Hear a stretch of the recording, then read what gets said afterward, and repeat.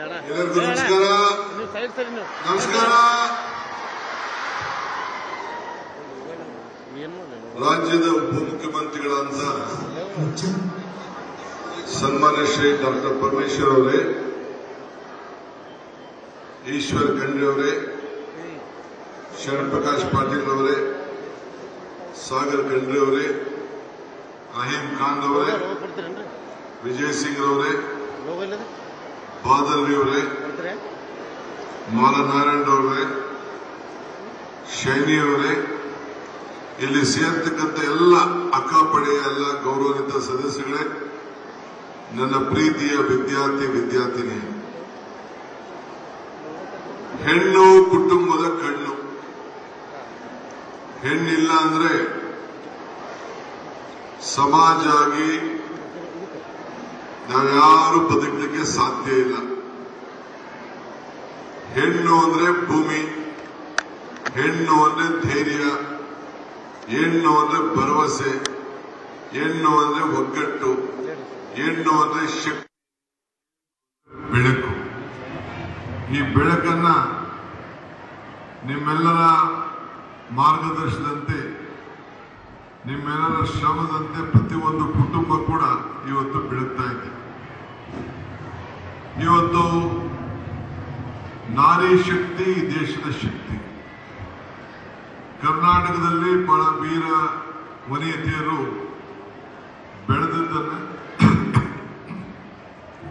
ಬೆಳೆದಿದ್ದನ್ನ ಇತಿಹಾಸವನ್ನ ನಾವು ನೋಡಿದ್ದೇವೆ.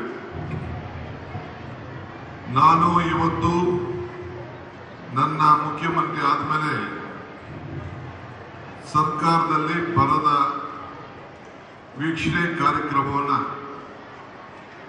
ನಾನು ಇವತ್ತು ಬಸವ ಕಲ್ಯಾಣ ಬಸವಣ್ಣವರ ಅನುಭವ ಮಂಟಪದಿಂದ ಪ್ರಾರಂಭ ಮಾಡಬೇಕು ಅಂತೇಳಿ ತೀರ್ಮಾನ ಮಾಡಿ ಈ ಬಸವ ಕಲ್ಯಾಣದ ಅನುಭವ ಮಟ್ಟಕ್ಕೆ ಭೇಟಿ ಕೊಟ್ಟು ಇಲ್ಲಿಂದ ಗುಲ್ಬರ್ಗ ಹೋಗಿ ಈ ಕಲ್ಯಾಣ ಕರ್ನಾಟಕದ ಎಲ್ಲ ಅಧಿಕಾರಿಗಳ ಹತ್ರ ಜನಪ್ರತಿನಿಧಿಗಳ ಹತ್ರ ಚರ್ಚೆ ಮಾಡುವಂತ ಕಾರ್ಯಕ್ರಮವನ್ನು ಹಮ್ಮಿಕೊಂಡಿದ್ದೇವೆ.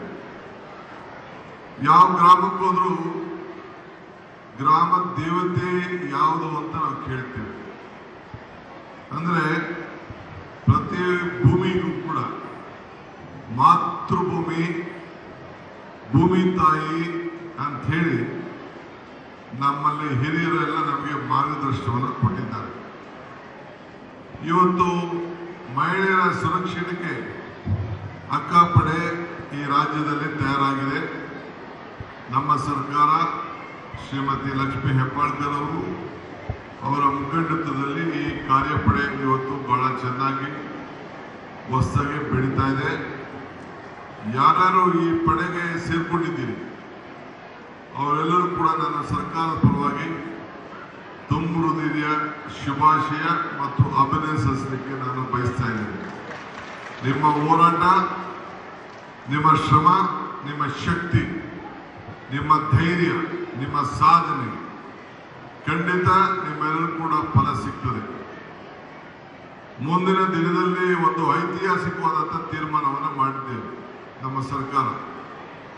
ಈಗಾಗಲೇ ಹೆಣ್ಣು ಮಕ್ಕಳಿಗೆ ಅನೇಕ ಗ್ಯಾರಂಟಿಗಳನ್ನು ಕೊಟ್ಟು ಶಕ್ತಿ, ಗೃಹಲಕ್ಷ್ಮಿ, ಗೃಹಜ್ಯೋತಿ ಇವೆಲ್ಲ ಕಾರ್ಯಕ್ರಮಗಳನ್ನ ಹೆಣ್ಣಿಗೆ ಮೀಸಲಾತಿಯಾಗಿ ಕೊಟ್ಟು ನಿಮ್ಮ ಬದುಕನ್ನು ಕಟ್ಕೊಳ್ಳಿಕ್ಕೆ ನಮ್ಮ ಸರ್ಕಾರ ತೀರ್ಮಾನವನ್ನು ಮಾಡಿದೆ.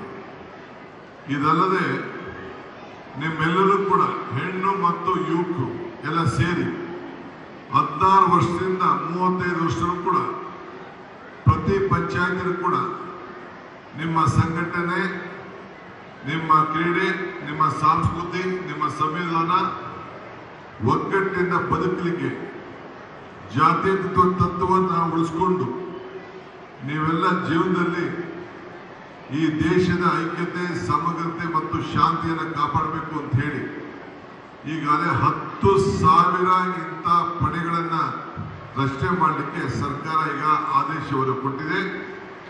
ನೀವು ಒಂದೊಂದು ಪಂಚಾಯತಿಯಲ್ಲಿ 200 ರಿಂದ 300 ಜನ ಯುವಕ ಯುವತಿಯರನ್ನ ಸೇರಿಸಿ ನಿಮ್ಮಲ್ಲಿರುವಂತಹ ಶಕ್ತಿ ಪ್ರದರ್ಶನ ಮಾಡಿ ನಿಮ್ಮಲ್ಲಿರುವ ಸಂಘಟನೆ ಚತುರತೆ ನಾಯಕತ್ವ ನಿಮ್ಮ ಎಲ್ಲ ತರದ ಗುಣಗಳನ್ನ ಪ್ರತಿಭೆಗಳನ್ನ ಹೊರಗಡೆಗೆ ಬಿಂಬಿಸಲಿಕ್ಕೆ ನೀವು ಕಾರ್ಯಮುಖಿತರಾಗಬೇಕು. ಆ ದೃಷ್ಟಿಯಿಂದ ಈಗಾಗಲೇ ನಾವು ಸಂಘಟನೆಗಳನ್ನ ಪ್ರಾರಂಭವನ್ನ ಈಗಾಗಲೇ ಮಾಡಲಿಕ್ಕೆ ನಮ್ಮೆಲ್ಲ ನಾಯಕರುಗಳಿಗೆ ನಾವು ಮಾರ್ಗದರ್ಶನ ಕೊಟ್ಟಿದ್ದೇವೆ. ಆ ಸಂಘಟನೆ ಹೆಸರು ಭಾರತ್ ಜೋಡೋ ಯುವ ಶಕ್ತಿ ಸಂಘ ಅಂತೇಳಿ ಈಗಾಗಲೇ ನಾವು ತೀರ್ಮಾನವನ್ನು ಮಾಡಿದ್ದೇವೆ. ಮಾತು ದೇವೋ ಭವ ಅಂತೇವೆ, ಅಂದ್ರೆ ತಾಯಿಯನ್ನ ದೇವತೆ ಅನ್ನೋದನ್ನ ನಾವೆಲ್ಲ ಕರಿತೇವೆ. ಹಂಗೆ ಇವತ್ತು ನೀವೆಲ್ಲ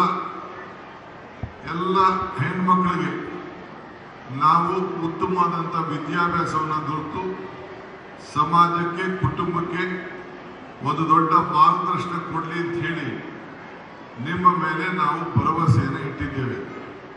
ಅದಕ್ಕೋಸ್ಕರ ನಾವು ಗೃಹಲಕ್ಷ್ಮಿ, ಗೃಹಜ್ಯೋತಿ ಇವೆಲ್ಲ ಶಕ್ತಿ ಇವೆಲ್ಲ ಕಾರ್ಯಕ್ರಮಗಳನ್ನ ಯುವನಿಧಿ ಇವೆಲ್ಲ ಕಾರ್ಯಕ್ರಮಗಳನ್ನ ನಾವು ತಂದಿದ್ದೇವೆ.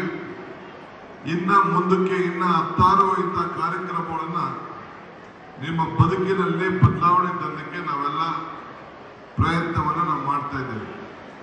ನೀವೆಲ್ಲ ನಮ್ಮ ಜೊತೆ ಕೈ ಜೋಡಿಸಿ ನಿಮಗೆ ಶಕ್ತಿ ಕೊಡುವಂಥ ಜವಾಬ್ದಾರಿ ನಮ್ದು, ಮಾರ್ಗದರ್ಶನ ಕೊಡುವಂಥ ಜವಾಬ್ದಾರಿ ನಮ್ದು. ನಿಮ್ಮನ್ನ ನಾಯಕರನ್ನಾಗಿ ಮಾಡಬೇಕು ಅಂತ ಹೇಳಿ ಪಂಚಾಯತಿಯಿಂದ ಪಾರ್ಲಿಮೆಂಟ್ ಕೂಡ ನೀವೆಲ್ಲ ನಾಯಕತ್ವವನ್ನು ವಹಿಸ್ಕೊಳ್ಬೇಕು. ನಿಮ್ಮ ಬದುಕಿನಲ್ಲಿ ಕಟ್ಕೊಳ್ಳೋ ಕೂಡ ನೀವೆಲ್ಲ ನಾಯಕರಾಗಬೇಕು. ರಾಜಕಾರಣದಿಂದ ಮಾತ್ರ ನಾಯಕರಲ್ಲ, ನಿಮ್ಮೆಲ್ಲರ ಬದುಕಿನಲ್ಲೂ ಕೂಡ ನೀವು ಮುಂದಾಳತ್ವವನ್ನು ವಹಿಸ್ಕೊಂಡು ನೀವೆಲ್ಲ ಹೋಗ್ಬೇಕು. ನಾನು ಇಂದಾದ ಮೇಲೆ ಅನುಭವ ಪಂಟಕ್ಕೆ ಹೋಗ್ಬೇಕು. ಅದಾದ ಮೇಲೆ ನಮ್ಮ ಬಿದರ್ನಲ್ಲಿ ನಮ್ಮ ಕಾರ್ಯಕರ್ತರ ಸಭೆ ಇದೆ, ಅದನ್ನು ಮುಗಿಸಿ ಗುಲ್ಬರ್ಗಕ್ಕೆ ಹೋಗೋರಿದ್ದೇನೆ. ಆದ್ರಿಂದ ನಾವು ಯಾರು ಇನ್ನು ಹೆಚ್ಚಿಗೆ ಏನು ಮಾತಾಡದೆ ನಿಮ್ಮೆಲ್ಲರೂ ಕೂಡ ಶುಭ ಹಾರೈಸಿ ನಿಮ್ಮ ಜೊತೆಯಲ್ಲಿ DK ಶಿವಕುಮಾರ್ ಮತ್ತು DK ಶಿವಕುಮಾರ್ ಸರ್ಕಾರ ಜೊತೆಯಲ್ಲಿ ಇದೆ ಅನ್ನೋ ಮಾತನ್ನ ಹೇಳಲಿಕ್ಕೆ ನಾನು ಬಯಸ್ತಾ ಇದ್ದೇನೆ. ನೀವೆಲ್ಲ ನನ್ನ ಸೋದರಿಯರು, ಯುವ ಮಿತ್ರರು, ನೀವೆಲ್ಲ ನನಗೆ ಶಕ್ತಿಯನ್ನು ತುಂಬಿ ನಾನು ಕೂಡ ನಮ್ಮ ಸರ್ಕಾರ ಕೂಡ ನಿಮಗೆಲ್ಲ ಶಕ್ತಿಯನ್ನು ಕೊಡಲಿಕ್ಕೆ ಬದ್ಧವಾಗಿದೆ ಅನ್ನೋ ಮಾತನ್ನ ಹೇಳಿ ನನ್ನ ಮಾತನ್ನು ಮುಗಿಸ್ತೇನೆ. ಜೈ ಅಕ್ಕಪಡೆ. ನಾಡಿನ ಸಮಗ್ರ ಅಭ್ಯುದಯದ ದೃಷ್ಟಿಯಿಂದ ಸರ್ಕಾರದ ವಿವಿಧ ಯೋಜನೆಗಳು. ಇದು ಅಕ್ಕಪಡೆ ಕಾರ್ಯಕ್ರಮದಲ್ಲಿ ಸಿಎಂ DK ಶಿವಕುಮಾರ್ ಅವರು ಮಾತನಾಡಿರುವಂಥದ್ದು. ಇದರ ಜೊತೆಗೆ ಮತ್ತೊಂದಿಷ್ಟು ಯೋಜನೆಗಳನ್ನು ಕೂಡ ಈ ಕಾರ್ಯಕ್ರಮಕ್ಕೆ ಪೂರಕ ಆಗುವಂಥ ರೀತಿಯಲ್ಲಿ ನಾವು ರೂಪಿಸ್ತಾ ಇದ್ದೀವಿ ಅನ್ನೋ ಭರವಸೆಯನ್ನು ಸಿಎಂ DK ಶಿವಕುಮಾರ್ ಅವರು ಕೊಟ್ಟಿದ್ದಾರೆ. ಈ ಕಾರ್ಯಕ್ರಮದಲ್ಲಿ ಭಾಗಿಯಾಗಿದ್ದಕ್ಕೆ ಸಂತೋಷ. ನೀವೆಲ್ಲ ನಮ್ಮ ಜೊತೆ ಕೈ ಜೋಡಿಸಿದ್ದೀರಿ.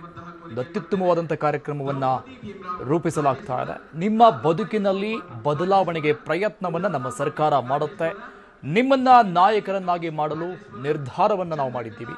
ನೀವೆಲ್ಲ ನನಗೆ ಶಕ್ತಿಯನ್ನ ತುಂಬಿ ಅಂತ ಸಿಎಂ DK ಶಿವಕುಮಾರ್ ಅವರು ವೇದಿಕೆ ಕಾರ್ಯಕ್ರಮದಲ್ಲಿ ಮಾತನಾಡಿದ್ರು. ಅಕ್ಕಪಡೆ ಕಾರ್ಯಕ್ರಮದಲ್ಲಿ ಭಾಗವಹಿಸಿ ವೇದಿಕೆ ಮೇಲೆ ಹಲವಾರು ಸಚಿವರುಗಳು ನಾಯಕರಿದ್ದಾರೆ. ಉಪಮುಖ್ಯಮಂತ್ರಿ ಜಿ ಪರಮೇಶ್ವರ್ ಅವರು ಕೂಡ ಭಾಗಿಯಾಗಿದ್ದಾರೆ. ಈ ಪಾವತಿ ಖಾತೆಯನ್ನು ಸ್ವೀಕಾರ ಮಾಡೋದನ್ನು ವಿನಂತಿ ಮಾಡ್ತೇನೆ. ಕರ್ನಾಟಕ ಸರ್ಕಾರದ ಅತ್ಯಂತ ಮಹತ್ವಾಕಾಂಕ್ಷಿ ಯೋಜನೆಗಳಲ್ಲಿ ಒಂದಾದ ಈ ಪಾವತಿ ಅಭಿಯಾನ ಇವತ್ತು ಸನ್ಮಾನ್ಯ ಮುಖ್ಯಮಂತ್ರಿಗಳು ಸಿಎಂ DK ಶಿವಕುಮಾರ್ ಅವರ ಮಾತನ್ನು ಕೇಳಿಸಿಕೊಂಡು ಇದೀಗ ತಾನೇ ಅಕ್ಕಪಡೆ ಕಾರ್ಯಕ್ರಮದಲ್ಲಿ ಭಾಗವಹಿಸಿದಂತ ಸಿಎಂ DK ಕಾರ್ಯಕ್ರಮ ಉದ್ದೇಶಿಸಿ ಮಾತನಾಡಿದ್ರು. ಹೆಣ್ಣು ಅಂದ್ರೆ ಶಕ್ತಿ, ಹೆಣ್ಣು ಅಂದ್ರೆ ಧೈರ್ಯ, ಹೆಣ್ಣು ಅಂದ್ರೆ ನಂಬಿಕೆ. ಈ ರೀತಿಯಾಗಿ ಮಾತು ಆರಂಭಿಸಿದಂಥ ಸಿಎಂ DK ಶಿವಕುಮಾರ್ ಅವರು ಈಗ ವೇದಿಕೆ ಕಾರ್ಯಕ್ರಮದಲ್ಲಿ ಮಾತನಾಡಿ ನಿರ್ಗಮಿಸ್ತಾ ಇದ್ದಾರೆ.